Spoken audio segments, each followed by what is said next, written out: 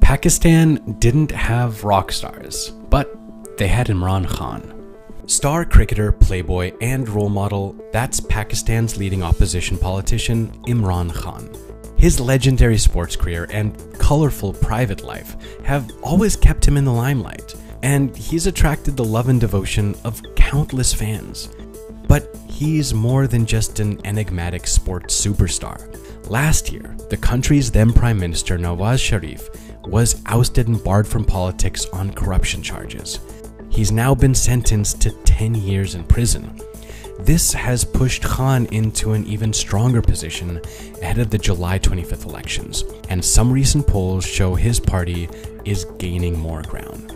So let's take a look at the whole picture. Who is Imran Khan?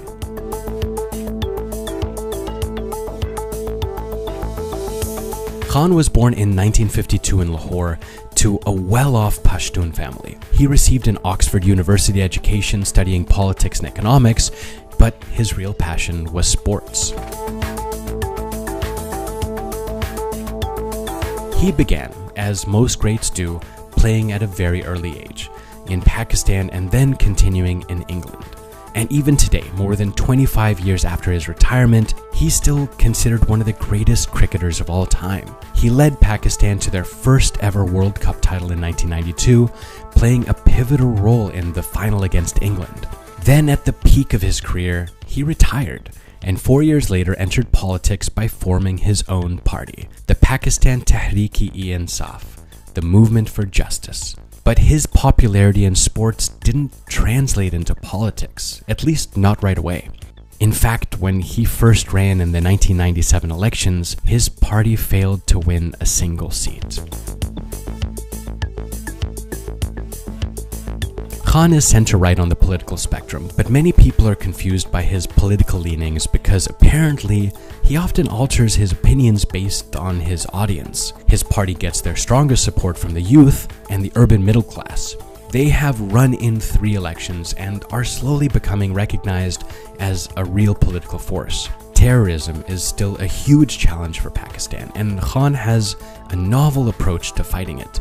Despite the wide criticism, he thinks that talking with the Taliban is the way to go. He even earned a nickname for that, Taliban Khan. Pakistan's interest that there is peace in Afghanistan. Now, how do we get peace?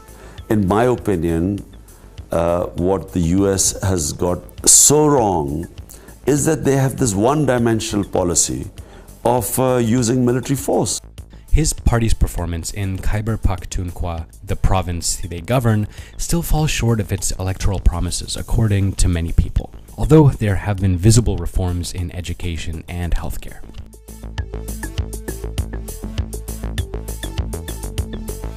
He's not very experienced in governance or diplomacy, but Khan is confident about his approach.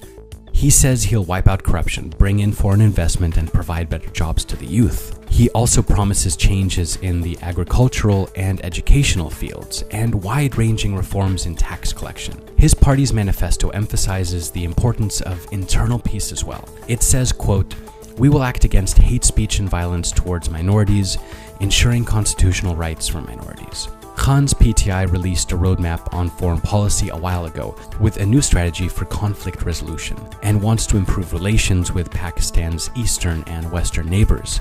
Resolving the Kashmir issue is also on the agenda of Khan's party, but how he plans to do it is still up in the air. No profile on Imran Khan is complete without looking into his marriages. Khan was a bachelor for the first 42 years of his life, but in the last 24 years, he's married 3 times. First to Jemima Goldsmith, the daughter of a Jewish billionaire who converted to Islam before their union. Then to Rahma Khan, a journalist and film producer, and now Bushra Manika, a woman whom he refers to as a spiritual advisor and faith healer. The couple got married in February this year. With all the changing faces, many people are curious to see how he would be as the head of the nation. But in order for Pakistan to witness Imran Khan, the political leader in action, they'll have to decide at the ballot box.